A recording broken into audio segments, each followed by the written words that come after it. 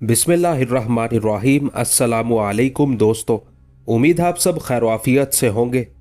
सुल्तान नूरुद्दीन जंगी part 28। सुबह होने से पहले पहले वो सरहदी आबादी में पहुंच गए। यहाँ मुश्किल ये पेश आई कि जैसे ही दो अजनबियों की आबादी में आने की खबर फैली, सरहदी चौकी के पहरेदारों का एक आदमी उन्हें बुलाने आ पहुंचा। ये उस वक्त नखलिस्तान वाले बाबा के रिश्तेदार के घर पर पहुंच चुके थे। अच्छा हुआ कि इन्होंने गुफ्तगू शुरू ना की, वरना और मुश्किल हो जाती। तुम लोग कौन हो और किधर से आए हो? सरहदी चौकी के हरकारे ने उनसे रौब से पूछा, जैसे वो किसी चोर से मुखातिब हो। कासिमुल हुसैन ने जवाब देने में पहल करनी चाहिए, लेकिन आमिर ने उसे इशारे से रोक दिया और खुद मिस्कीन सूरत बनाकर बोला, भाई हम खानमा बर्बाद हैं, रास्ता भूल कर इधर आ गए हैं, तुम्हें हमारी मदद करना चाहिए। हम तुम्हारी मदद जरूर करेंगे, बशर्ते कि तुम ये साबित कर दो कि जासूस नहीं हो। आजकल सुल्तान दमिश्क के जासूस रेगिस्तान में चक्कर लगाते फिरते हैं, हमें उन्हें गिरफ्तार करने पर मुकर्रर किया गया है। हरकारा बहुत सीधा मालूम होता था, उसने वो सब कुछ बता दिया जो ना बताना चाहिए था। आमिर ने उसकी गुफ्तगू से फायदा उठाया, भाई बिल्कुल शुबह ना करो, भला जासूस इस तरह मारे मारे फिरते हैं। हम तो एक काफिले के साथ हल्ब जा रहे थे कि नखलिस्तान के करीब डाकुओं ने हम पर हमला कर दिया। जिधर जिसका मुंह उठा उधर भाग गया, सामान लूट लिया गया, बहुत से मारे गए। भला हो नखलिस्तान के बाबा इस्माइल का, जिसने हमें सहारा दिया और सही रास्ता बताकर अपने भाई जिब्राइल के पास भेजा। अच्छा, तुम्हें इस्माइल ने भेजा है? हरकारा इतना खुश हुआ जैसे उसने किला फतह कर लिया हो। बस अब यकीन हो गया कि तुम जासूस नहीं, घबराने की जरूरत नहीं, हम तुम्हारी मदद करेंगे, तुम्हारे सामान के बदले दूसरा सामान खरीद देंगे। चलो देर करने की जरूरत नहीं, सब ठीक हो जाएगा। सवेरा हो गया था। कासिम का भूख की वजह से कलेजा खुरच रहा था। रात भी उन्होंने रूखा सूखा खाकर गुजारी थी। हरकारे ने अपने कहने के मुताबिक हाकिम के सामने उन दोनों की सिफारिश की। उसने उनका मुकदमा खुद पेश किया। साहिब, ये दोनों भले मानस उस बदनसीब काफिले से ताल्लुक रखते हैं जिसे डाकुओं ने नखलिस्तान के करीब हमला करके लूट लिया। इन दोनों ने भागकर जान बचाई और अब आपके पास फरियाद लेकर हाजिर हुए हैं। इनकी फरियाद सुनी जाए और इनके लूटे सामान का मुआवजा दिया जाए। उनका हाकिम, जो सरहदी इलाके का सरदार था और शायद रात भर ड्यूटी करने के बाद घर वापस जाने की जल्दी में था, उसने उन लोगों को आता देखकर पहले तो मुंह बनाया था, लेकिन जब हरकारे ने फरियादियों का पूरा मुकदमा खुद ही पेश करके फैसले की तरफ भी वाज़े इशारा कर दिया, तो हाकिम ने फौरन लिख दिया, जो कुछ इस तरह था।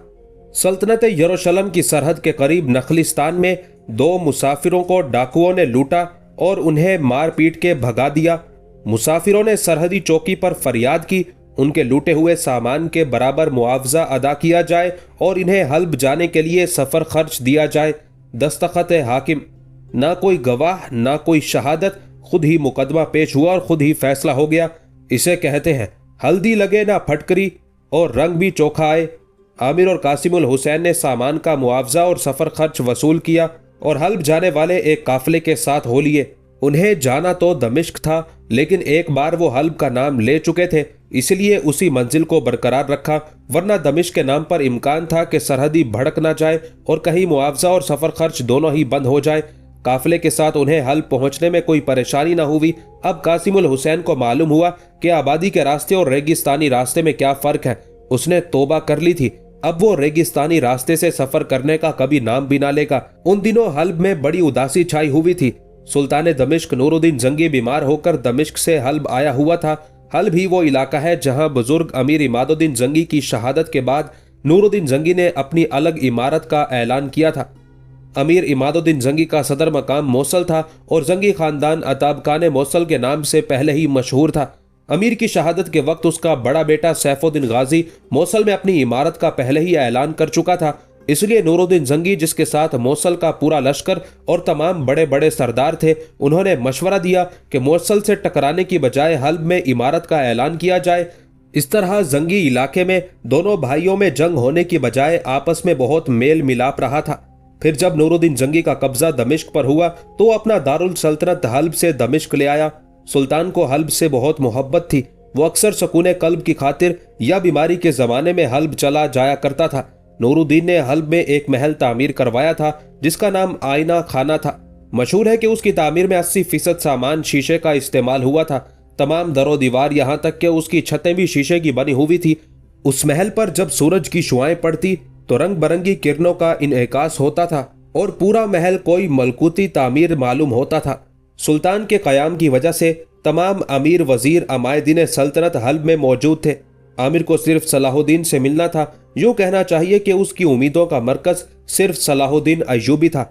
लेकिन वाय नाकामी के उसे दरियाफ्त करने पर बताया गया कि सलाहुद्दीन और शामी सिपह सालार शिरकों को सुल्तान ने दमिश्क में कयाम करने का हुक्म दिया है। इससे जाहिर होता है कि नूरुद्दीन जंगी को अपने सिपह सालार और शिरकों के अलावा सलाहुद्दीन पर भी पूरा एतमाद था। आमिर को यहाँ आकर सलाहुद्दीन और उसके खानदान के बारे में तमाम हालात मालूम हुए। उसने मिस्र के दारुल वजारत के ठाट बाट तो देखे थे, तो यहाँ आकर उसे इस दौर के सबसे बड़े सुल्तान का महल देखने का इत्तेफाक हुआ। हल्ब अगरचे उस वक्त दारुल सल्तनत ना था, फिर भी ये एक बड़ा और खूबसूरत शहर था। आमिर और कासिमुल हुसैन को हल्ब बहुत पसंद आया। कासिमुल हुसैन का इरादा हुआ कि इस खूबसूरत शहर में हमेशा के लिए रह जाए। उसे यहाँ की एक और बात भी पसंद आई, वो ये कि सुल्तान दमिश्क के जो फौजी दस्ते हल्ब में तैनात थे उनमें मुसलमानों के अलावा दूसरी कौमों के लोग भी मौजूद थे। मिस्र और यरूशलेम के अगरचे गहरे ताल्लुकात थे, लेकिन मिस्री लश्कर में एक ईसाई ना था। इसी तरह यरूशलेम की फौज मुसलमानों से यकसर खाली थी। यही अदा कासिमुल हुसैन को बहुत पसंद आई थी। लेकिन जब उसने इसका जिक्र आमिर गरबी से किया तो उसने कासिम को डांट दिया। तुम बड़े मतलबी हो कासिम, आमिर ने गुस्से से कहा। वहां से दमिश्क आने के लिए बेचैन हुए जाते थे और हल्ब देखा तो यहीं डेरे जमाने की फिक्र करने लगे।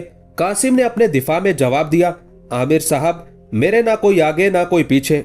जहां शाम हुई वहां पड़े रहे और सवेरा हुआ तो जिधर मुंह उठा चल पड़े। यहाँ की आबो हवा अच्छी, गलियां और मोहल्ले अच्छे, फिर मर्दों को देखो तो परिजाद और औरतें हूरे मालूम होती हैं। दुनिया की जन्नत का खिताब शायद इस शहर को दिया गया है। तुम गलत कह रहे हो कासिम, आमिर ने जवाब दिया। दुनिया की जन्नत दमिश्क को कहा जाता था। उसे देखो तो आंखें खुली रह जाएंगी। तुम तो ऐसे कह रहे हो आमिर साहब जैसे तुमने सारा दमिश्क घूमा है या फिर तुम्हारा घर वहां है। कासिमुल हुसैन ने बुरा सा मुंह बनाया। फिर तुम ठहर जाओ यहीं, आमिर ने फराख दिली से कहा। मैं दमिश्क जाऊंगा, मेरा मुस्तकबिल वहीं संवर सकता है। नहीं नहीं, चलूंगा तो मैं भी दमिश्क ही। कासिमुल हुसैन फौरन पलट गया। ये और बात है कि हल्ब मुझे पसंद आ गया है, मगर दमिश्क फिर दमिश्क है। उसका मुकाबला दुनिया का कोई शहर नहीं कर सकता। वाह रे कासिम भाई, आमिर मुस्कुराया। अब तक हल्ब की तारीफ थी, फिर दमिश्क की तारीफें शुरू कर दी। आखिर तुम्हारा कोई दीन ईमान भी है। आमिर साहब, सच तो यह है कि मेरा दीनो ईमान तो तुम हो, कासिम ने संजीदगी से कहा। तुम कहो तो दिन और रात कहो तो रात। वाह, ये क्या बात हुई, आमिर ने उसे कायल किया। जो लोग किसी के पीछे चलते हैं वो कभी कामयाब नहीं होते। जी आमिर साहब, कासिमुल हुसैन ने सादतमंदी दिखाई। भाई, मैंने एक बार अपने दिल के कहने पर अमल किया था और सही रास्ते की बजाय रेगिस्तान का रास्ता इख्तियार किया था। उसका अंजाम देख लिया। अब तो वही करूंगा जो तुम कहोगे। आमिर को उसकी सादा लोही पर खुशी भी हुई और अफसोस भी, लेकिन उसने कहा कुछ नहीं। सुल्तान नूरुद्दीन जंगी सेहतयाब हो गया। उसके अमीर वजीर उम्मीद लगाए बैठे थे कि सुल्तान गुस्ले सेहत का जश्न दमिश्क जाकर मनाएगा, लेकिन सुल्तान ने ऐलान कर दिया कि चूंकि हल्ब की हवा और फिजाओं ने उसे सेहतयाब किया है, इसलिए हल्ब ही को यह हक है कि उसके कूचाओ बाजार और दरोबाम उसकी सेहतयाबी का लुत्फ उठाए। अमीरों और वजीरों का दिल तो उस फैसले से जरूर दुखा होगा, लेकिन अहले हल्ब अपने इंसाफ पसंद सुल्तान के फैसले पर अश अश कर उठे। सुल्तान चूंकि काफी अरसे से हल्ब में मुकीम था, उसके साथ उसके खानदान के तमाम लोग भी वहीं आ गए थे, लेकिन अमीरों और वजीरों के अहलो अयाल दमिश्क में थे। वो मजबूरन सुल्तान के साथ हल्ब में पड़े हुए थे। सुल्तान के पेश नजर उनकी मजबूरियां भी थी, इसलिए उसने ऐलान कर दिया कि जो लोग दमिश्क वापस जाना चाहते हैं वो जा सकते हैं। उसके साथ ही उसने ऐलान भी किया कि हल्ब में तो जश्न सेहत इसलिए होगा कि इसने सुल्तान की बीमारी का कुर्ब बर्दाश्त किया है, लेकिन दमिश्क पहुंचकर वहां भी इसी तरह का एक जश्न होगा, ताकि इसमें वो लोग भी शरीक हो सके जो अपनी हुकूमती जिम्मेदारियां पूरी करने के लिए दमिश्क में मुकीम रहे थे और हल्ब के जश्न में शरीक नहीं हो सके थे। आमिर और कासिमुल हुसैन को हल्ब या दमिश्क के जश्न से कोई मतलब ना था। वो तो सलाहुद्दीन से मिलने और अपनी किस्मत संवारने आए थे, और सलाहुद्दीन उन दिनों दमिश्क में था और अमीरुल उमरा बेदार मग्ज और कोहना मश्क शीर को, जिसने मिस्र में जलजला पैदा कर दिया था, और मिस्र और यरूशलेम का मुत्तहिदा लश्कर उसका कुछ बिगाड़ ना सका था। वो शिरको भी दमिश्क में था। आमिर और कासिमुल हुसैन ने अपनी परेशानियों के बावजूद हल्ब की खूब सैर की, फिर वहां से दमिश्क का रुख किया। हल्ब से दमिश्क जाने वाली सड़क खूब चलती थी, उस पर रात दिन काफिले रवां दवां रहते थे। ना डर, ना खौफ, ना चोर उचक्का और ना झगड़े फसाद का खतरा। वो बड़ी आसानी और इत्मीनान से दमिश्क पहुंच गए। जिस तरह आजकल दुनिया के ममालिक की तकदीर के फैसले वाशिंगटन, मॉस्को और इसराइल में होते हैं, इसी तरह तारीख हमें बताती है कि यूरोप और एशिया के चंद शहर ऐसे थे जिनके आबरूए सियासत पर अगर शिकन पड़ जाए तो तारीख में जलजला आ जाता था। यूरोप का सबसे अहम शहर रोम और एशिया ममालिक में कुस्तुनतुनिया, दमिश्क और बगदाद थे। इन शहरों की तारीख अपने अरूजो जवाल की दास्तानों से भरी पड़ी है। यूं तो दमिश्क को ज़माने कदीम ही से एक अहम मरकज और दारुल सल्तनत होने का एजाज हासिल है। अहले यूनान जो अपने हुस्नो जमाल की वजह से मशहूर थे, उन्होंने इस शहर को सबसे हसीन शहर के नामे नामी से पुकारा था। अरबों ने इस शहर को अरूसे कायनात की खिलत अता की थी और कुछ अरब हुकूमत इसे बाग आलम का लकब भी देते हैं। आमिर और कासिमुल हुसैन उस बाग आलम में दाखिल हुए तो उन पर सख्ता तारी हो गया। उन्होंने मिस्र के अहराम, अबुल होल का अजीमुशान बुत और 5000 साला तारीखो तहजीब के आसार देखे थे। बिलाशुबा काहिरा के दामन में फैले हुए ये आसार अपनी मिसाल आप है, लेकिन दमिश्क की इमारत की खूबसूरती देखकर इंसानी अकल दंग रह जाती थी। दमिश्क की अंदरूनी शहर पनाह में स्याह और जर्द रंग के मुसल्लस, मुकाब और मुदव्वर पत्थर इस तरह जड़े हुए थे जैसे फलक पर पुखराज टांग दिए गए हों। ये लोग शहर में बाबुल फतह से दाखिल हुए थे। अंदर लोगों का इस कदर हजूम और सैलाब था कि ये दोनों तिनकों की तरह बहते दिखाई देते थे। उस हजूम में तालिब इल्म भी थे जो इल्म की तिश्नगी बुझाने आए थे, शमशीर जन और तीरंदाज थे जो अपने फन की दाद जंगी सुल्तान से वसूल करने आए थे कि उस दरबार में शुजात के ताज पहनाए जाते थे। उस बाजार में सयाह भी दिखाई दे रहे थे जो उस अहद के सबसे बड़े तारीखी शहर को सलाम पेश करने आए थे। गरज दमिश्क एक हैरत अंगेज शहर था। दमिश्क और बगदाद के लिए मशहूर था कि जिसने भी इन शहरों में से किसी एक का पानी पिया तो बस वहीं का हो गया। वो उम्र भर वहां से जाने का दम नहीं लेता था। हर मुल्क और हर कौम के लोग यहाँ के बाजारों में घूमते फिरते और खरीदो फरोख्त करते दिखाई देते थे। बड़ी बड़ी सराय, वसीओ अरीज हमाम, हर चीज सस्ती, दुकानें सामान से भरी हुई। पूरे 4 दिन आमिर और कासिम ने शहर और उसकी गलियां घूमने में गुजार दिए।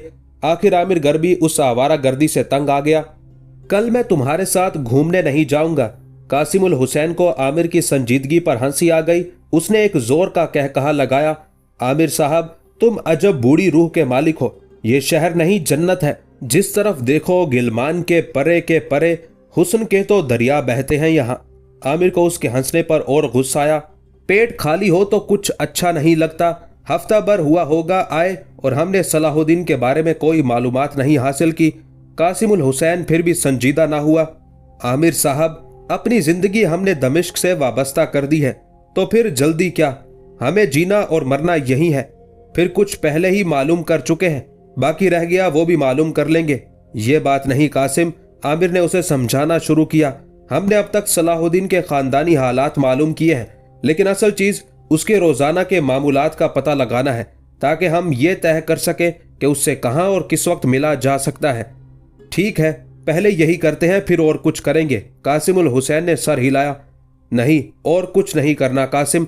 आमिर गर्बी उकता गया। सलाहुद्दीन का पता लगा के उससे मिलना और फौजी मुलाजमत हासिल करना जरूरी है, और अगर सलाहुद्दीन ने इनकार कर दिया तो? कासिमुल हुसैन ने उल्टा सवाल किया। यह दुनिया उम्मीद पर कायम है कासिम, आमिर ने जवाब दिया, और हम इस दुनिया का एक हिस्सा है। अगर हर शख्स यही सोचने लगे तो फिर इस दुनिया का काम हो चुका। कासिम ने सोचा कि इस किस्म की बहस करने से कुछ हासिल नहीं, जीत आखिर आमिर की ही होगी, फिर क्यों ना खामोश रहा जाए। आमिर उसे छोड़कर खुद निकला। सलाहुद्दीन अगरचे उस वक्त तक ज्यादा मशहूर नहीं हुआ था, फिर उसके बाप नजमुद्दीन अयूब और चचा असदुद्दीन शिरको को पूरा दमिश्क जानता था। नजमुद्दीन दमिश्क शहर का उस वक्त भी गवर्नर था। लोग सलाहुद्दीन को ना भी जानते हो तो भी गवर्नर के बेटे को कौन नहीं जानता था। आमिर पूछता हुआ नजमुद्दीन अयूब की हवेली पर पहुंच गया। सलाहुद्दीन चूंकि उन अमीर जादों में शामिल था जिन्हें नूरुद्दीन जंगी के हुक्म के तहत खास तरबियत दी जाती थी, ऐसे तमाम अमीर जादों, रईस जादों और वजीर जादों की रिहाइश भी एक अलग महल में थी जो सुल्तान के करीब था। वो हफ्ते में सिर्फ एक बार घर वालों से मिलने आता था। यह भी इत्तेफाक था कि उस दिन सलाहुद्दीन माँ से मिलने हवेली पर आया हुआ था और माँ से मिलकर वापस जा रहा था कि उसकी नजर आमिर गरबी पर पड़ी और सलाहुद्दीन ने उसे फौरन पहचान लिया। आमिर हवेली के गेट पर पहरेदारों से उलझ रहा था कि सलाहुद्दीन का घोड़ा उसके सर पर पहुंच गया। गेट के पहरेदारों ने सलाहुद्दीन को सलाम किया और आमिर उसे हैरान नजरों से देखने लगा। अगर मेरा ख्याल गलत नहीं तो तुम आमिर गरबी हो, सलाहुद्दीन मुस्कुरा रहा था, और आप यकीनन अमीरजादे सलाहुद्दीन फातेह बिलबेस हैं, आमिर ने बड़ी मुसरत से कहा। सलाहुद्दीन घोड़े से उतर पड़ा, घोड़ा पहरेदारों के हवाले किया और आमिर का हाथ पकड़े हवेली के मेहमान खाने पहुंच गया। वो दोनों जाके बैठे ही थे कि एक कनीज 2 गुलामों के सर पर खान रखाए मेहमान खाने में आई और उनके करीब मेज पर किस्म किस्म के खुश्क मेवे चुन दिए। गुलामों ने फौरन ठंडा मशरूब गिलासों में उंडेल कर मेज की एक तरफ रख दिया। तुम्हें दमिश्क में देखकर ताज्जुब जरूर हुआ था, लेकिन पहचानने में जरा दिक्कत हुई, सलाहुद्दीन ने कहा। मैं सोच भी नहीं सकता था कि तुम यहां आओगे। आमिर ने एक ठंडी सांस ली। अमीरजादे, जब अपने वतन की जमीन तंग हो जाए तो अक्लमंदों ने कहा है कि सफर करना चाहिए। इसका मतलब है कि तुम्हारे हालात अब तक तब्दील नहीं हुए, सलाहुद्दीन ने अफसुर्दगी से कहा। आमिर ने जवाब दिया, आपने ठीक फरमाया, अब तो भाईजान ने साफ जवाब दे दिया है। अगर मैं काहिरा ना छोड़ता तो शायद अब तक। सलाहुद्दीन उठ के खड़ा हो गया। आमिर, इस वक्त मैं जरा जल्दी में हूं, वापिस आके तफसील से बात होगी। मैं मुलाजिम से कह देता हूं, तुम्हें यहां कोई तकलीफ ना होगी, आमिर ने फौरन कहा। लेकिन अमीरजादे, मैं अकेला नहीं हूं, एक दोस्त भी मेरे साथ आया है। मैं अकेला होता तो यहां रहने में कोई मुजायका ना था। सलाहुद्दीन ने एक लम्हा सोचा, फिर कहा, ठीक है, तुम मेरे साथ चलो, मैं तुम दोनों का अपने दोस्त के यहां रहने का इंतजाम कर दूंगा, फिर कुछ और सोचेंगे। अमीरजादे, हम सिर्फ आपकी उम्मीद पर यहां आए हैं, आमिर जल्दी से बोला। हमारे रहने के लिए तो आप कोई मुस्तकिल बंदोबस्त कर दीजिए। वो भी हो जाएगा आमिर, सलाहुद्दीन अयूबी ने उसके कंधे पर हाथ रख दिया। तुम यहाँ इज्जत की जिंदगी गुजारोगे। दमिश्क का सुल्तान अहले नजर है और उसकी नजर हमेशा तलवार की चमक पर रहती है। दूर दूर से शमशीरजन यहाँ आकर अपना असल मकाम पाते हैं। मैं इसीलिए आपके पास आया हूँ अमीरजादा, आमिर ने लजाजत से कहा। आपने एक बार कहा था कि मर्द बन के जीना सीखो।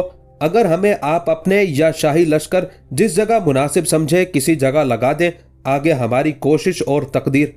ठीक है, चलो मेरे साथ। फिर सलाहुद्दीन अयूबी एकदम रुक कर बोला, तुम्हारा घोड़ा कहाँ है?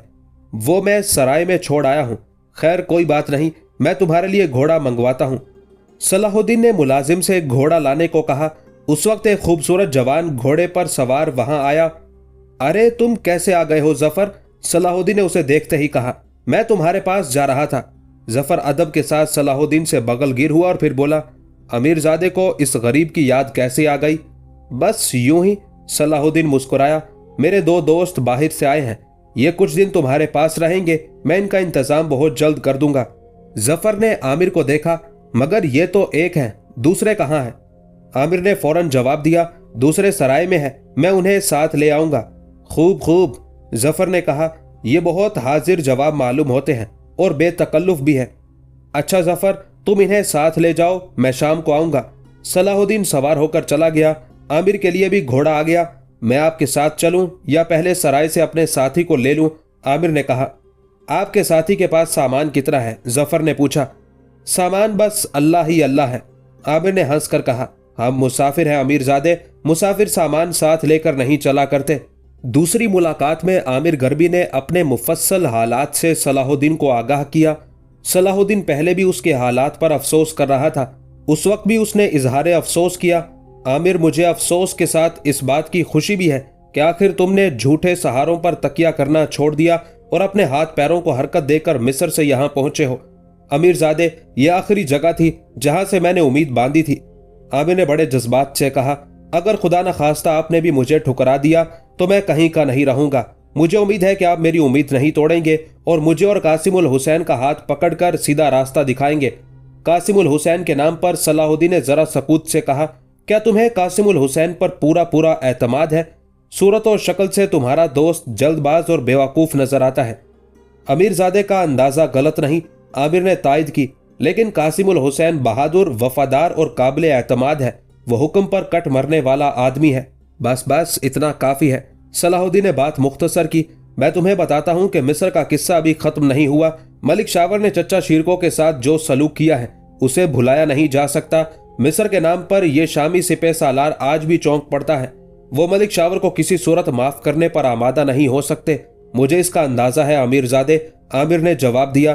खुद मलिक शावर को भी इस बात का अंदाजा है कि उसने शिरको से बिगाड़ कर अच्छा नहीं किया। लेकिन अमीरजादे, आप हालात का भी अंदाजा कीजिए। मिस्र से करीब तरीन मजबूत हुकूमत यरूशलेम की है। दमिश्क उसके मुकाबले में बहुत दूर है। जाहिर है कि उसने यरूशलेम को आप पर इसलिए फोकियत दी कि यरूशलेम का और उसका हर वक्त का आमना सामना था। इसके अलावा मिस्र की आमदनी का पहला हिस्सा दमिश्क को देना नहीं चाहता था। इस वजह से उन्होंने अहद शिकनी की और यरूशलेम की मदद से आपको घेरने की कोशिश की। उसके ख्याल में उसकी निहायत कामयाब हिकमत अमली थी, लेकिन उसे इस बात का बिल्कुल अंदाजा न था कि शामी लश्कर 4 माह तक खंदक में छुपकर यरूशलेम और मिस्र के मुत्तहिदा लश्कर का मुकाबला कर सकता है। वो नाकाम तो शामी लश्कर की बहादुरी की वजह से हुआ है। ठीक है आमिर, तुम एक समझदार इंसान हो। सलाहुद्दीन ने उसकी तारीफ की। मैं तुम दोनों को सिपाही की हैसियत से लश्कर में भर्ती करवा रहा हूं। अब यह तुम्हारी अपनी काबिलियत है कि तुम तरक्की करो। शामी लश्कर में बहादुरी और शुजात ही तरक्की की सिफारिश और जमानत है। तुम्हारे लिए खेमागाह में इंतजाम कर दिया जाएगा। जिस वक्त भी तुम्हें कोई तकलीफ हो तो मुझसे मिल सकते हो। हाँ, एक बात का और ख्याल रखना, जहां तक हो सके अपने आप को मलिक शावर का रिश्तेदार ना बताना। मिस्र के उस एहसान फरामोश को शामी बिल्कुल पसंद नहीं करते। आमिर गरबी और कासिमुल हुसैन जिस उम्मीद को सीने से लगाए दमिश्क पहुंचे थे, उनकी वो उम्मीद बर आई थी। उनके दिन फिर गए थे। उन्हें मुशाहरा भी मिलता था, लेकिन उन्हें पैसे की जरूरत नहीं थी। तमाम अशिया उन्हें सरकार की तरफ से मुहैया की जाती थी। आमिर ने अपनी जाने आरजू का ख्याल दिल से कुछ दिन के लिए दूर कर दिया था, क्योंकि एक तो खामखा इतनी दूर का सफर इख्तियार ना कर सकता था, दूसरे काहिरा और सईद पहुंच के उसे कब उम्मीद थी कि उसकी और जरताज की मुलाकात हो सकती है। अब तो उसकी यही ख्वाहिश थी कि मिस्र पर दूसरी बार लश्कर कशी हो और वो काहिरा में फातिहाना दाखिल होकर अपनी महबूबा को मलिक शावर के जालिमाना हाथों से निकाल सके। मिस्र के पहले मार्के में किसे फतह और किसे शिकस्त हुई, इसका फैसला आज तक मौर्रिख नहीं कर सके। यूरोप के मुतासिब मौर्रिखों ने हस्ब आदत यरूशलेम के बादशाह इमालरिक की फतह और असदुद्दीन शीरको को मफतूह करार दिया है। लेकिन जब इस जंग की तशरीह की जाए तो इससे कुछ और ही जाहिर होता है। एक तायराना नजर डालने पर मालूम होता है कि मिस्र के वजीर आजम मलिक शावर ने अपने ही दारोगाए महल्लात जरगाम के हाथों शिकस्त खाई और मदद हासिल करने सुल्तान दमिश्क नूरुद्दीन जंगी के दरबार में एक साइल की हैसियत से पहुंचा। सुल्तान दमिश्क नूरुद्दीन जंगी ने शावर पर तरस खाकर, इस लालच की वजह से कि शावर ने उस फौजी मदद के जरिए मिस्र की वजारत का दोबारा मकाम पाने के बाद मिस्र की 3% आमदनी का हिस्सा दमिश्क को देने का अहद किया था। बहरहाल मलिक शावर को फौजी मदद हासिल हुई और वो दमिश्क के सिपह सालार और असदुद्दीन शीरको के 2000 या उससे भी कम सवारों के साथ दमिश्क से मिस्र पहुंचा। असदुद्दीन शीरको और उसके भतीजे सलाहुद्दीन की अहलियत और शमशीर जनी के तुफैल जरगाम को शिकस्त हुई और मलिक शावर फिर से मिस्र की वजारत पर फाइज हो गया। मलिक शावर का मकसद वजारत हासिल करना और दमिश्की लश्कर का मकसद उसे वजारत दिलाना था। ये दोनों मकसद पूरे हो गए। इस सूरत में अगर कहा जाए असदुद्दीन शीरको ने फतह हासिल की तो कुछ गलत ना होगा। लेकिन यह मसला यहीं पर खत्म ना हुआ, बल्कि मिस्री वजारत पर फाइज होने के बाद मलिक शावर ने अपने मोहसिन और असदुद्दीन शीरको से बिल्कुल आंखें फेर ली। जंगी अखराजात और मिस्र का तीसरा हिस्सा इलाका तो अलग रहा। मलिक शावर ने शीरको को कहला भेजा कि अगर वो मिस्री हदूद से बाहर नहीं निकलेगा तो उसे बजोरे शमशीर निकालकर बाहर किया जाएगा।